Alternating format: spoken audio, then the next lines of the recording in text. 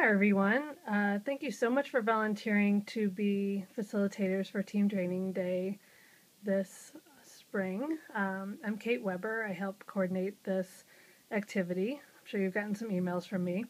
We're on a zero budget situation right now, so I hope that this zero budget training video doesn't make you seasick, or I hope you can hear it. Obviously, I can answer any questions that you have by email or in person the day of the training. There's an in-person training at 3 o'clock to 4 o'clock p.m. on Monday at the School of Nursing, room 276, if you're interested in attending. So what you're looking at right now is a folder like the one that you will receive for your small group. On Team Training Day, on Monday, the students will show up around 4 o'clock and have a lecture from 4 o'clock to 4:30 p.m. And then they're going to have 10 minutes to move to their small groups. There are 6 different disciplines participating. These are the same students who participated in a communication interprofessional team training focus about a year and a half ago. And this semester, the focus is on conflict resolution. So the groups are a little different than they have before, but it's the same 6 disciplines. So if you have done this training before, it should seem familiar. So the students will do a group lecture. There are about 350 students, 360 maybe. And what they'll do is they'll do the lecture for about 30 minutes, then they'll transfer to the small group activity. The small groups are located either in the School of Medicine or the School of Nursing.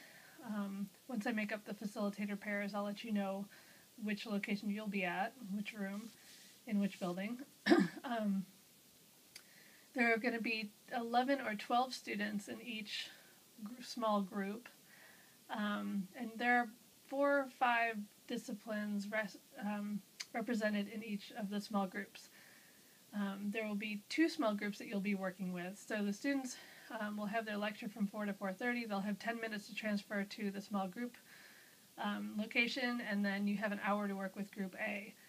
After Group A, you have an about 10-minute break, and then an hour to work with Group B. So the time within that hour is very flexible, but do try to finish on time so that you'll be ready for the second group of students when they start. Okay, so facilitators are checking in on Monday. If you want to attend the training from 3 to 4, that will be a good place to check in. Otherwise, check in between 4 and 4:30 at the School of Nursing in the atrium level, on the P level, bottom floor.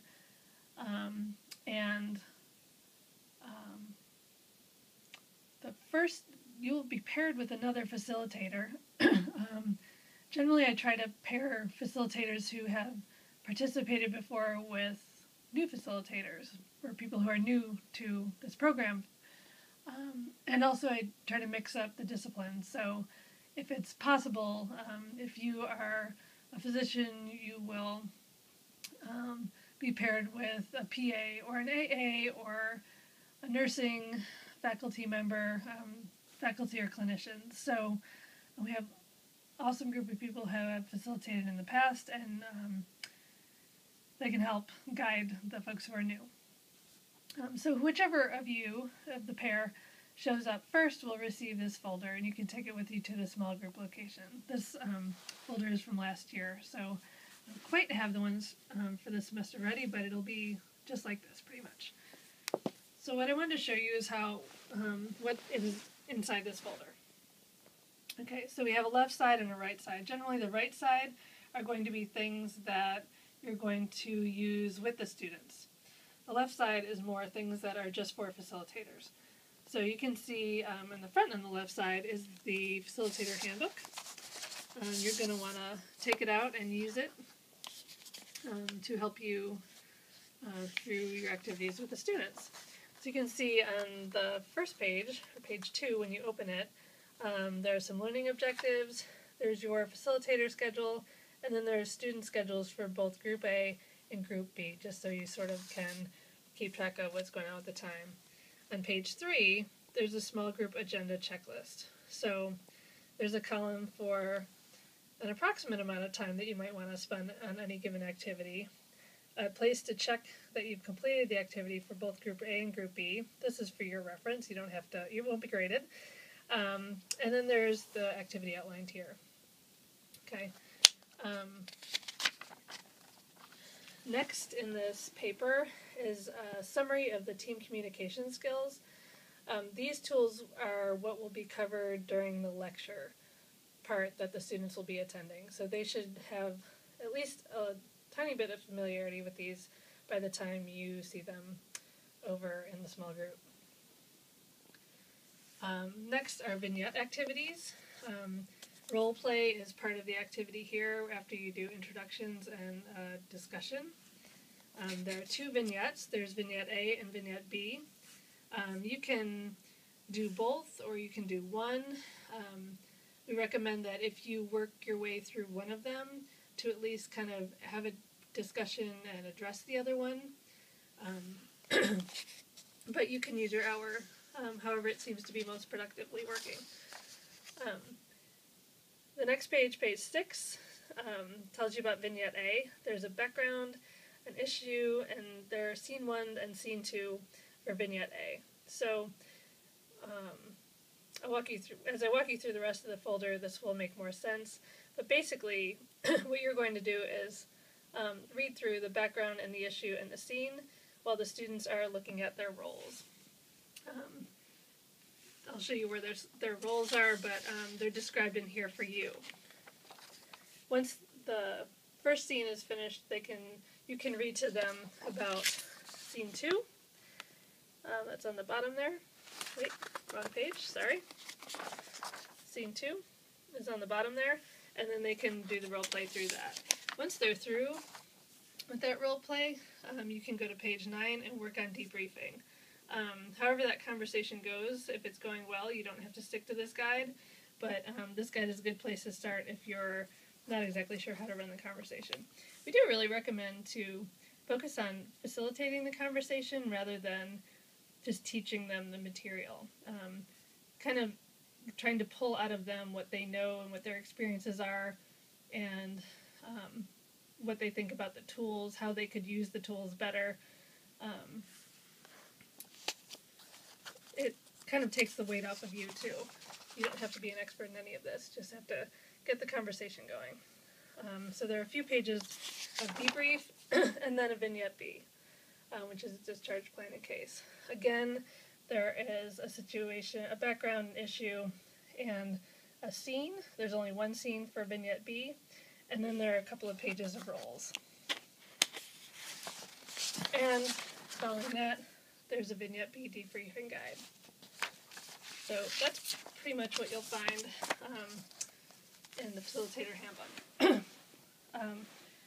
So when the students come over, you will have some time to look at this, probably a couple of minutes before you get started. When they come over, you're going to want to be using this right side of the folder. The pen is for people to write their names on some blank ID badges that I didn't have for this folder, but there will be some blank sticker type ID badges for them to put their names on. Also, as the students are coming in, they'll probably come in a big clump, you can give each student one of these tool cards. The tool cards summarize the tools that they should be trying to use in the vignettes and that were discussed in the 30-minute lecture before they have just shown up in your small group. Also, in this envelope that's labeled Icebreaker, there is some introduction materials, 2 groups of everything, 1 group for each group of students. So when Group A shows up, take out the first paper-clipped group of things. This paper, which will either be a sticky note or one of these like mini 3x5 mini index cards, you can give one to each student, and what they're supposed to do, as you'll see on your checklist, is they're supposed to use the sticky notes or the index cards to describe clinical conflicts they have encountered.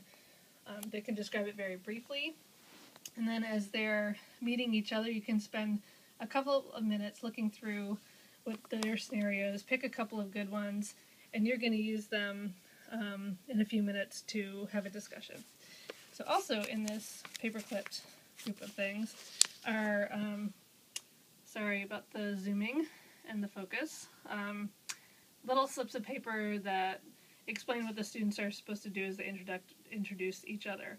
So however you want to do this will be fine. One thing that might work well is to ask the students to pair up with somebody they don't know and with somebody from a different discipline, introduce themselves to each other, and then they can introduce each other to the group. And we have kind of given a guideline of about 10 minutes for this discussion. Part of what they're supposed to be talking about here is spend a few minutes as they introduce each other, talking about their favorite, least favorite clinical experience at Emory. The students are always really curious about each other's program, and I don't think that they have a great understanding of how their trainings are alike and different. So they again and again tell us that they want to talk about their preparation and what their training is like, how their roles are the same and different. And then they can also spend a little bit of time discussing a conflict that they identified and what they could have done to resolve the conflict. So actually I think what I would do is focus on the introductions first, and then discuss the conflict part here is what they're going to be doing as you pick a couple of these cards to talk about conflict. So you won't be able to spend time talking about everybody's conflict. We really only have probably about 10 minutes to discuss their conflict, but once they've all introduced each other, spend a little time talking about a couple of the conflicts that might seem like they might be more common or more interesting. So once you've finished with the sticky notes, you're going to divide the students into two different groups, a group 1 and a group 2. There are 2 vignettes. You're going to have group 1 do vignette A, group 2 do vignette B, or however you want to work that. And then you'll see envelopes. So let's say they're going to do vignette A first, and you can pick. You can start with B, or whichever one you feel like you'd rather spend time on. There are 2 groups of vignettes in here, one for your first group of your first small group and one for your second. So take out the first lump. They're all stuck together. You can see that for vignette A, there's an extra paper clip because there's scene 1 and scene 2. Let me move this over so it's a little bit clearer. Scene 1 and scene 2. So you can pass out this background sheet, one for each group of students, or you can read it to them. And then behind that, there are all the roles. So there's a nurse role, radiologist, anesthesiologist, assistant. There are several different roles in there. So they can work through the first scene. Once they're finished with the scene, you can hand out the roles for scene 2. What I would say about handing out the roles is don't hand the nursing role to a nursing student. Hand it to somebody else. It makes it a little bit more interesting and helps them to try to understand each other's perspective a little bit better. So you're going to finish that vignette. You're going to read it to them, give them a few minutes. Let's go back to our checklist. You're going to give them a few minutes to introduce or prepare for the role play, and then about 7 minutes to role play. Then you're going to go on to your debrief of vignette A. A lot of time for feedback and questions. We only put about 5 minutes on here, but use the time however it seems to be working best for you. Like I said, if you have time to move on to vignette B, then great. If you're having such a good conversation about vignette A, then no worries. Okay, so let's say you got through both vignettes. That one's finished, and you did vignette B, that was finished. Oops, I forgot to give you the sign-in sheet. So there's a sign-in sheet for each room. It will have a space for students to sign for each program. So first small group and second small group. Please ask them to sign in, and you're going to return this at the end of the program. And then once you're finished debriefing, you're going to spend a few minutes talking about teaching points and kind of trying to close the circle, make sure that they kind of have a good summary of what they talked about and how to use it, and then they're free to go.